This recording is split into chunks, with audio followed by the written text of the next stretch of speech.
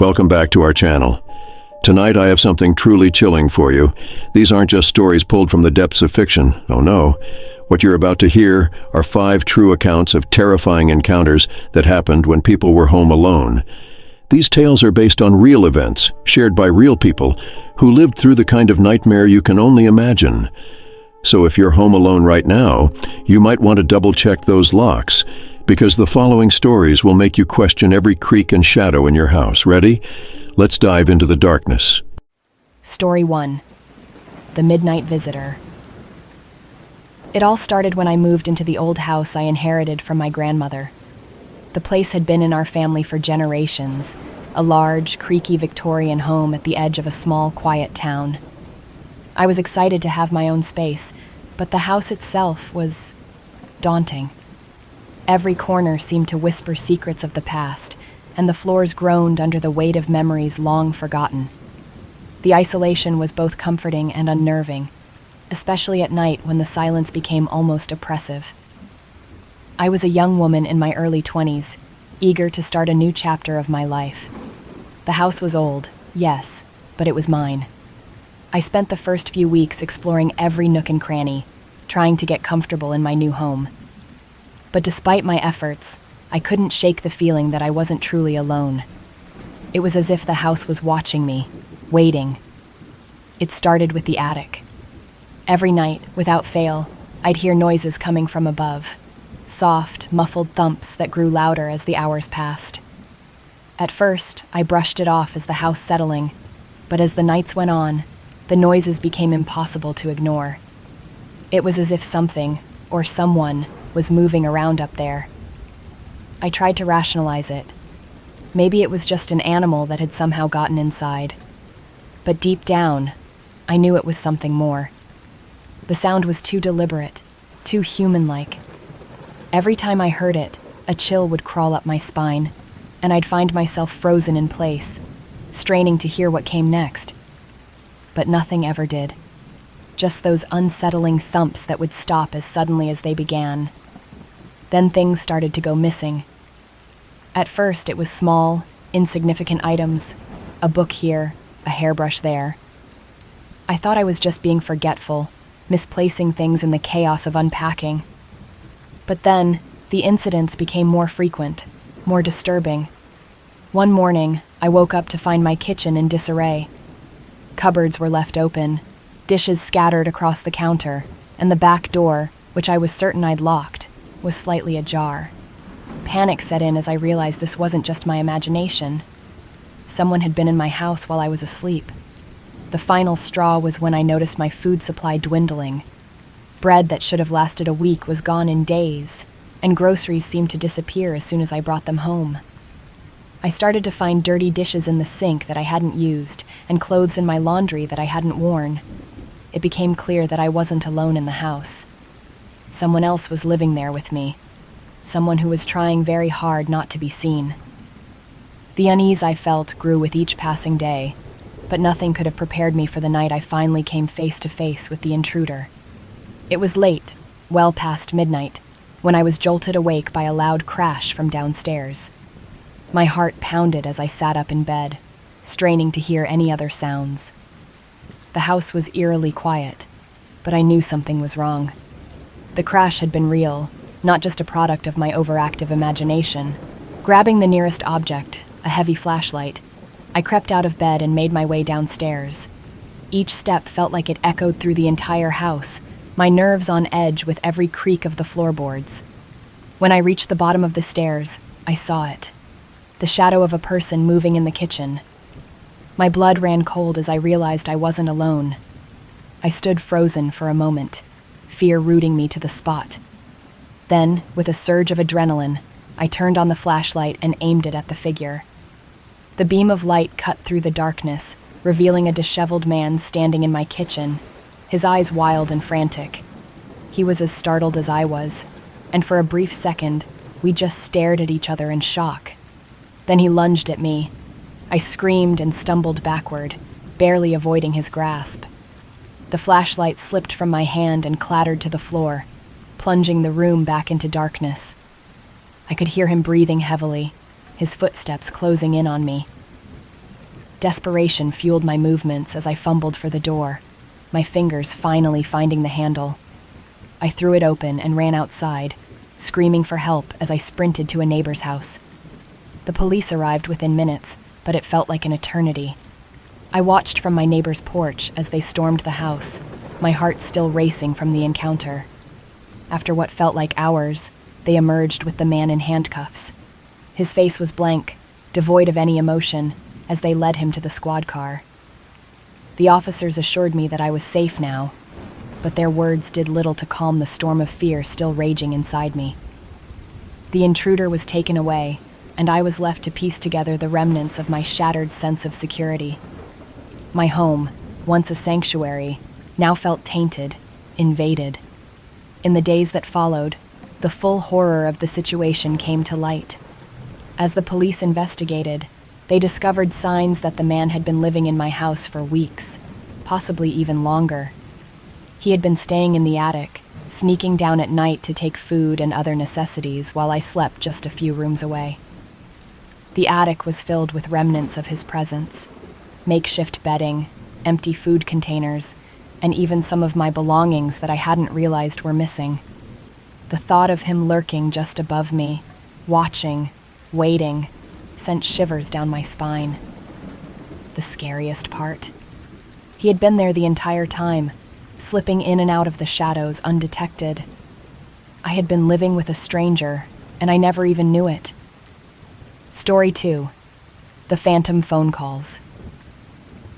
I was 16 when my parents decided to go out of town for the weekend, leaving me alone for the first time. I was excited about the prospect of having the house to myself. No curfew, no chores, just a weekend of freedom. I lived in a typical suburban neighborhood where nothing out of the ordinary ever seemed to happen. It was the kind of place where people left their doors unlocked and kids played outside until the streetlights came on. My parents left early Friday morning, reminding me to be responsible and not to throw any wild parties. I promised them I'd be good and waved them off, already planning my weekend of binge-watching horror movies and eating junk food. By nightfall, I was settled on the couch, popcorn in hand, enjoying the peace and quiet of having the house to myself. It was around 10 p.m. when the phone rang for the first time. I paused the movie, slightly annoyed at the interruption. Expecting it to be one of my parents checking in, I answered without thinking twice. But when I put the receiver to my ear, there was nothing, just silence. "Hello?" I said, but no one responded. I waited for a few seconds, thinking it might be a bad connection, but the silence on the other end was almost deliberate. It felt as if someone was there, listening, but refusing to speak. After a long pause, the line went dead. I shrugged it off, thinking it was probably just a wrong number, and went back to my movie. But an hour later, the phone rang again. This time, when I picked up, there was the same eerie silence. No words, no noise. Just a heavy, unsettling quiet that seemed to stretch on forever. I hung up, my earlier excitement fading into a vague sense of unease. The calls continued throughout the night, each one more unnerving than the last. At first, it was just the silence, but then I started to hear faint noises in the background, breathing, maybe, or the rustling of fabric. The kind of sounds that make your skin crawl because you know someone is on the other end, but they're not saying a word. By midnight, I was officially freaked out. Every time the phone rang, my heart would race, and I'd hesitate before answering, hoping it was just my imagination. But it wasn't. The calls were real, and they were getting worse. The noises became more distinct, like distant whispers or the creaking of floorboards, as if the caller was moving around in a space much like mine. I started to feel paranoid, jumping at every little sound the house made. The once comforting silence of being home alone now felt oppressive, every creak and groan of the house amplified by my growing fear. I couldn't shake the feeling that I was being watched, that whoever was on the other end of those calls wasn't far away at all. By 2 a.m., the phone calls had become relentless. I was too scared to keep answering, so I let the phone ring and ring, but it wouldn't stop. I sat there on the couch, my eyes fixed on the phone as it rang out in the dark, the sound echoing through the empty house. The ringing felt like it was drilling into my skull, a constant reminder that someone was out there, or so I thought. In a moment of desperate curiosity, I decided to answer one last time. As I picked up the phone, a wave of nausea hit me. My hand trembled as I brought the receiver to my ear. But this time, there was no silence, no strange noises. Instead, I heard a soft click, followed by the unmistakable sound of a second phone hanging up. My heart dropped. I slowly lowered the phone, my mind racing. We only had one landline phone in the house, or so I believed. But the click I heard was coming from another extension. Someone else was in the house with me, using a different phone to make these calls. The realization hit me like a ton of bricks. The calls weren't coming from outside. They were coming from inside the house. Panic surged through me as I dropped the receiver and looked around the dark, empty rooms. My breathing quickened, and every shadow seemed to shift, every sound amplified by my fear. I bolted from the couch, grabbing my keys and phone, and ran to the front door. My hands shook so badly, I fumbled with the lock for what felt like an eternity before finally getting the door open. I didn't look back as I sprinted outside, my only thought being to get as far away from the house as possible. I ran to my neighbor's house, banging on the door and praying they'd wake up. When they finally did, I could barely get the words out, but they quickly understood something was terribly wrong. They called the police, and I waited outside with them, too scared to go back into my house. The police arrived within minutes and swept through the house, searching every room, every closet. I watched from the safety of the neighbor's front porch, my heart still pounding in my chest. After what felt like hours, the police finally emerged from the house, their faces grim. They had found someone, a man hiding in the basement, crouched in the dark with the house's second phone in his hand. He had been there the entire time, making those calls, listening to me move around the house, getting closer with each passing hour. They let him out in handcuffs, his face obscured by the shadows. I didn't recognize him, but the fact that he had been in my home for God knows how long made my skin crawl. The police told me later that he had likely broken in days ago, waiting for the right moment to terrorize me. I had been living above him, completely unaware, while he hid just below my feet. Even now, the thought of those phone calls sends chills down my spine. Knowing he was there the whole time, listening to me, waiting, is something I'll never forget. Story 3. The Unseen Watcher. I had always dreamed of living in a quiet, remote area, far away from the hustle and bustle of city life. So when I finally found a small cottage nestled in the woods, miles away from the nearest neighbor, it felt like a dream come true. The solitude was exactly what I needed, a place where I could unwind, enjoy nature, and escape the chaos of the world. The cottage was perfect. Surrounded by dense trees, it felt like my own little haven, cut off from everything and everyone. The nearest town was a good half-hour drive, and I rarely saw anyone pass by on the narrow dirt road that led to my home. It was just me, the trees, and the endless stretch of sky above. But as the days turned into weeks, the isolation that once felt so comforting began to feel different. The silence was no longer peaceful. It was oppressive, like the forest was holding its breath, waiting for something to happen. I tried to shake the feeling, telling myself it was just my mind playing tricks on me, but deep down, I knew something wasn't right. It started with small things, barely noticeable at first. I'd come home from a walk in the woods to find the front door slightly ajar, even though I was sure I had closed it. At first, I thought maybe the wind had pushed it open, or I had simply forgotten to latch it properly. But then it happened again. And again. I became more cautious, double-checking the locks every time I left the house. But no matter how careful I was, I'd return to find the door open, or a window cracked just enough to let in a draft. The first time it happened, I laughed it off. but the more it occurred, the less amusing it became. Then there were the noises, faint creaks and groans in the night that I couldn't quite place. I'd wake up to the sound of something moving outside, like twigs snapping underfoot. But when I looked out the window, there was nothing there. I told myself it was just animals, but it was hard to ignore the growing sense of unease that gnawed at me. The turning point came one morning when I stepped outside to find fresh footprints in the dirt surrounding the house. They weren't mine. These were larger, heavier, made by someone wearing boots. My blood ran cold as I followed the trail, which circled the cottage and led right up to my bedroom window. Whoever it was had been standing there, just inches away from where I slept, watching me through the glass. The realization sent a shiver down my spine. I looked around, suddenly feeling exposed in the vast emptiness of the woods. There was no one to call out to, no neighbors close enough to hear if I screamed. I was completely alone. The footprints didn't stop at my window. They continued around the house, leading to the back door, which I found slightly ajar, just as I had so many times before. My hands trembled as I pushed the door open wider, half expecting to see someone standing there in the shadows. But the house was empty. At least, it appeared to be. For the first time since moving in, I felt truly vulnerable. Someone had been watching me, lurking around my home, and I had no idea who it was or what they wanted.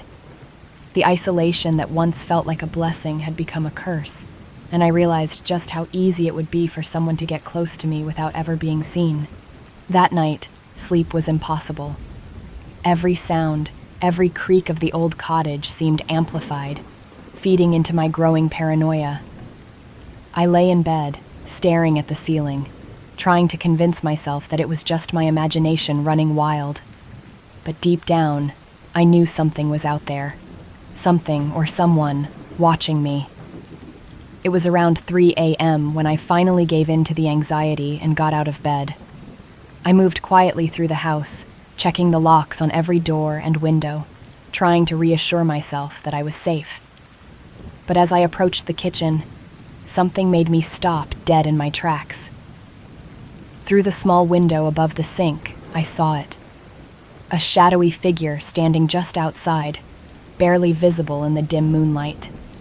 My breath caught in my throat, and for a moment, I was frozen with fear. The figure didn't move, didn't make a sound, just stood there, staring into the house. It felt like hours passed as I stood there, locked in a silent standoff with the figure outside. I couldn't make out any features, but I could feel the intensity of their gaze, as if they were studying me, waiting for me to react. My heart pounded in my chest, and every instinct screamed at me to run, to get as far away as possible. But I couldn't move, couldn't even blink, afraid that if I did, they would come closer. Finally, the figure began to move, slowly fading back into the darkness of the woods. As soon as it was out of sight, I snapped out of my trance and backed away from the window, my hands shaking uncontrollably. I grabbed my phone and dialed 911, my voice barely above a whisper as I told the operator what had happened. The police arrived quickly, considering the remote location. They searched the area around the house, but found no sign of the intruder, just the same footprints I had seen earlier, now mixed with fresh ones that led into the woods. They assured me they would patrol the area for the rest of the night, but their words did little to calm my nerves. I spent the next day fortifying the cottage. I installed new locks on every door and window, added motion-activated lights around the perimeter, and even put up a few security cameras. The sense of peace I had once felt in my secluded home was gone, replaced by a constant undercurrent of fear. I no longer felt safe, even with the new precautions in place. The following morning, I stepped outside to inspect the security cameras, hoping they had captured some evidence of the intruder. As I made my way around the house, I noticed something that made my blood run cold. New footprints in the dirt, fresh from the night before. They were different from the ones I had seen before, closer, more deliberate. They circled the entire house, lingering near every door and window, including the one where I had seen the figure. The watcher had returned, undeterred by the police or the new security measures. They were still out there, watching, waiting. A chill ran down my spine as I realized the truth. No matter what I did, no matter how many precautions I took, I was never truly alone. The Watcher was still out there, lurking in the shadows, and they weren't going away. Story 4. The Cursed Doll. When my great-aunt passed away, she left behind a house full of antiques, each with its own story. Most of the items were auctioned off, but a few things were kept in the family. One of those items was an old porcelain doll she had owned since childhood. No one else wanted it. Its pale face and glassy eyes were unsettling, to say the least. But for some reason, I felt drawn to it. I figured it was just a relic from her past, a keepsake that might have meant something to her. So, I took it home, not thinking much of it. The doll was small, maybe a foot tall, with curly dark hair and a faded pink dress that had once been elegant, but was now yellowed with age. Its eyes, large and eerily lifelike, seemed to follow me wherever I went. I set it on a shelf in my living room, intending to let it gather dust with the rest of my inherited knickknacks. But from the moment the doll entered my home, things started to change. At first, the changes were subtle, so subtle that I almost didn't notice them. I'd come home from work to find the doll in a slightly different position than I'd left it. Sometimes it would be facing a different direction, or its hands would be in a new position. I tried to brush it off, thinking I must have moved it without realizing, but the unease was there, lurking in the back of my mind. Then, one evening, as I was getting ready for bed, I noticed the doll wasn't on the shelf where I'd left it. My heart skipped a beat as I searched the room, finally finding it on the other side of the room, perched on the arm of a chair. There was no one else in the house, no one who could have moved it. I felt a chill run down my spine, but I convinced myself it must have been a trick of my memory. Maybe I had moved it and forgotten. But deep down, I knew that wasn't the case. Things escalated quickly after that night. The doll started appearing in different rooms entirely. Once on the kitchen counter, another time at the foot of my bed. Each time it was closer to me than before. I'd lock it in a cabinet, only to find it sitting on the living room couch the next day, its glassy eyes fixed on me as if it was watching, waiting. Then came the whispering. Late at night, just as I was about to drift off to sleep, I'd hear faint, unintelligible murmurs. The sound was soft at first, like someone was speaking in another room. But as the nights went on, the whispers grew louder, more distinct, as if they were coming from the walls themselves. I'd sit up in bed, straining to make out the words, but they were always just out of reach, just on the edge of comprehension. One night, the whispers were accompanied by a loud crash from the living room. I rushed out of bed to find that the doll had been thrown across the room, lying face down on the floor. The shelf it had been sitting on was untouched, and nothing else was disturbed. It was as if the doll had hurled itself off the shelf in a fit of rage. I stood there, staring at it, my pulse racing, as the realization sank in. This wasn't just an old, creepy toy. There was something else at work here, something I couldn't explain. The occurrences became more frequent, more violent. Objects around the house would be thrown with such force that they shattered against the walls. Lights would flicker on and off by themselves, and the air in the room would suddenly turn icy cold, even in the middle of summer. And through it all, the doll would be there, its expression unchanged, its eyes always on me. By this point, I knew I had brought something into my home that I couldn't control, something malevolent. The doll was no longer just a relic of the past. It was a conduit for something dark, something that wanted to make its presence known. The night everything came to a head was the most terrifying of all. I had finally had enough of the doll's increasingly disturbing behavior and decided to lock it away for good. I found an old, sturdy trunk in the attic and placed the doll inside, wrapping it tightly in a blanket. I slammed the lid shut and locked it with a heavy padlock, determined to keep it contained.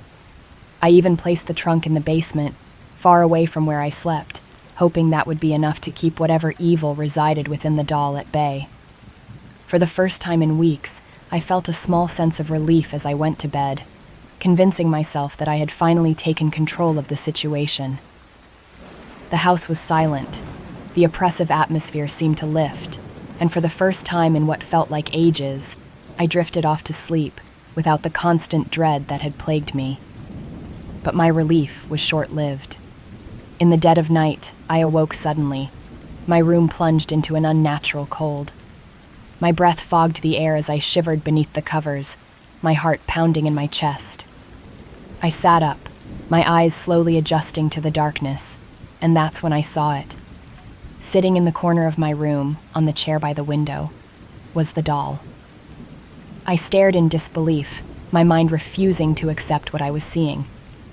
I had locked it away, sealed it in a trunk, and hidden it in the basement, yet here it was, back in my room as if it had never left.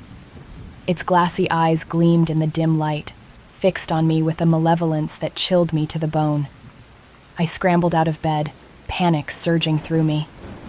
I couldn't take it anymore. The doll had to go, and it had to go now. Without thinking, I grabbed the doll and ran out of the house, not even bothering to put on shoes. The night air was bitterly cold, but I barely noticed as I raced to the backyard. I didn't care where the doll ended up. I just needed it gone, out of my life for good. I found an old metal trash can, the kind used for burning leaves, and threw the doll inside. My hands trembled as I doused it in lighter fluid, the smell sharp and acrid in the still night air. With a flick of a match, I set the doll alight, watching as the flames roared to life, consuming the fabric of its dress, charring its porcelain face. I stood there, watching until there was nothing left but ashes. For the first time in what felt like an eternity, I felt a sense of finality, a belief that maybe, just maybe, this nightmare was over. I went back inside, exhausted but hopeful that I had finally rid myself of the cursed doll and whatever malevolent force it had brought with it. The next morning, I woke up feeling lighter than I had in weeks. The house seemed brighter, the oppressive atmosphere lifted. But as I walked into the kitchen to make coffee, I stopped dead in my tracks. There, sitting on the kitchen table, was the doll. It was untouched by the flames, its dress pristine, its eyes even more lifelike and cold. But something was different now. Its expression, which had always been blank and emotionless, had changed. A sinister smile curled at the corners of its lips, and its eyes seemed to glint with malice. It was as if it knew what I had tried to do, and it was mocking me for thinking I could ever be rid of it. I stumbled back. A scream caught in my throat. The realization hit me like a sledgehammer. Whatever this thing was, it wasn't just a doll.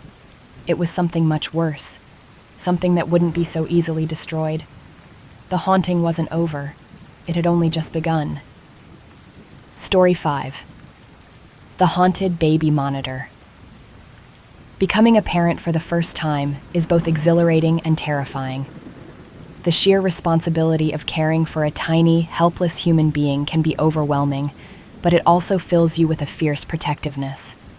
I had just brought my newborn daughter home from the hospital a few weeks ago, and every day was a whirlwind of feeding, changing, and trying to get as much sleep as possible in between.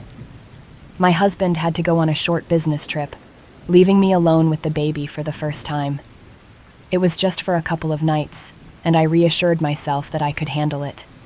After all, it was just me and my daughter in our cozy little house, a place that had always felt warm and safe. To keep an eye on her, I used a baby monitor that allowed me to hear every little noise she made, from her soft breathing to the occasional whimper in her sleep.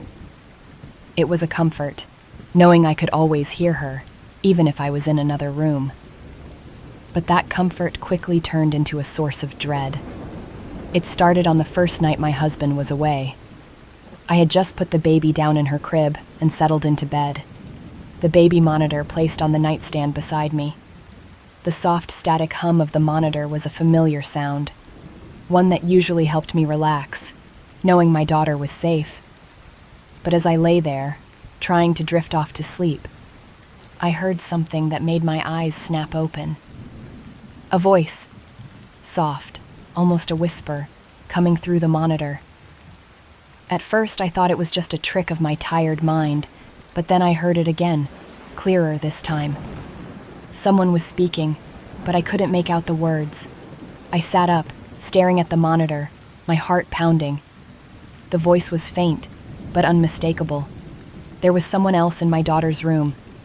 I grabbed the monitor and held it closer, straining to hear, but the voice stopped as suddenly as it had started. All I could hear now was the soft sound of my baby's breathing. I wanted to believe it was just interference, maybe picking up a neighbor's signal, but deep down, I knew that wasn't the case. The voice had been too close, too distinct, and it was in my baby's room. The next night, the voices returned, but this time, they were more persistent, more disturbing.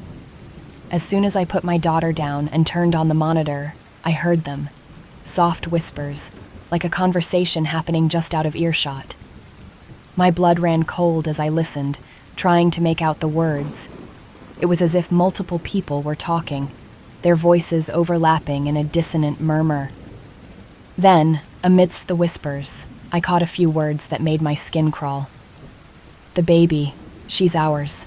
Take her." The voices were talking about my daughter, saying things no parent ever wants to hear. I felt a wave of nausea as the sinister whispers continued, growing more insistent, more threatening. Panic surged through me. I rushed to my daughter's room, bursting through the door, expecting to find someone, or something, standing over her crib. But the room was empty, just as I had left it. My daughter was sleeping peacefully, completely unaware of the horror playing out over the monitor. I checked every corner of the room, every shadowed nook, but there was nothing. No sign of anyone. But when I returned to my bedroom, the voices had grown louder on the monitor, more malicious. They were saying things I couldn't even comprehend, their tone filled with an unnatural hatred. The house, once a safe haven, now felt like a trap. The walls seemed to close in on me, the whispers echoing in my ears even after I turned off the monitor. I was alone, with no one to turn to, and the voices were only getting worse. The voices had reached a fever pitch by the third night. I was beyond exhausted, running on nothing but fear and adrenaline. Every time I tried to sleep, the whispers would pull me back into a state of raw terror. I was starting to feel like I was losing my mind. But what happened next made me realize that my worst fears were real. I had just put my daughter down to sleep, her tiny form swaddled in blankets, and I lingered in her room for a moment longer than usual, my nerves on edge. The room was silent, peaceful, as if nothing was out of the ordinary. I kissed her forehead and left the room, clutching the baby monitor as if it were a lifeline. Back in my bedroom, I hesitated before turning on the monitor, dreading what I might hear. But when the screen lit up, it wasn't the voices that chilled me to the core. It was what I saw. There, standing by my daughter's crib, was a figure. It was barely more than a shadow, translucent and wavering, but unmistakably human in shape. The figure was tall and thin, its head bowed as it leaned over the crib. I watched in horror, frozen in place, as the figure slowly raised its head, turning to face the camera. Its eyes, empty, hollow voids, seemed to lock onto mine through the screen. I gasped, dropping the monitor in shock. My mind raced, unable to comprehend what I had just seen. This wasn't just a trick of the light or a malfunction of the monitor. There was something in the room with my baby. Without thinking, I ran to her room, my heart pounding so hard it felt like it would burst from my chest. I flung open the door, expecting the worst, but when I entered, the room was empty. The figure was gone. My daughter lay peacefully in her crib, oblivious to the terror that had just unfolded. But the room felt different, colder, darker, as if the air itself had been tainted. I didn't hesitate for a second longer. I scooped my daughter up, holding her close as I ran from the room, down the stairs, and out of the house. I didn't even stop to grab anything else. I just needed to get away, to put as much distance between us and that house as possible. Once we were outside, I fumbled for my phone, my hands trembling uncontrollably as I dialed my husband. I was barely coherent, my words spilling out in a frantic rush, but he understood the urgency in my voice. He told me to get somewhere safe and that he'd be on the first flight home. I ended up at a friend's house, too scared to go anywhere near my own. As soon as I felt safe enough, I called the police, but there was little they could do. They searched the house but found no signs of an intruder, no evidence of the figure I had seen. They chalked it up to stress and exhaustion, but I knew better. There was something evil in that house, something that had been watching us, waiting for the right moment to strike. A few days later, after we had settled into a hotel, my husband and I started looking into the history of the house, desperate for answers. What we found left us both speechless and horrified. The previous occupants had left the house abruptly, selling it at a suspiciously low price and moving out of state with no explanation. When we finally tracked them down, their story mirrored mine in chilling detail. They had also experienced strange voices over the baby monitor, objects moving on their own, and glimpses of ghostly figures in their child's room. They had fled in the middle of the night, just as I had, too terrified to stay another moment. The haunting had driven them away, and they had tried to forget about the house, hoping to leave the nightmare behind. But the evil that lurked within those walls was still there, waiting for the next family to move in, to continue its sinister game. The realization that we had unknowingly walked into the same nightmare that had plagued them was almost too much to bear. We never went back to that house. Whatever was in there could have it. We weren't going to be its next victims. And there you have it. 5 terrifying tales of what can happen when you're home alone. From the shadowy figure lurking in the attic to the sinister whispers on the baby monitor, each of these stories reminds us just how vulnerable we can be in the places we think of as our safest havens. Whether it's an intruder living in your house unnoticed, eerie phone calls coming from within your own walls, or a cursed doll with a mind of its own, these experiences show that sometimes the real horror isn't out there in the world. It's right inside your home. Have you ever experienced something terrifying while you were home alone? Maybe a strange noise you couldn't explain or something that just didn't feel right? I'd love to hear your stories. Share your own scary home alone experiences in the comments below. And if you enjoyed this video, don't forget to like, share, and subscribe for more chilling tales. Stay safe out there, and remember, you're never really alone.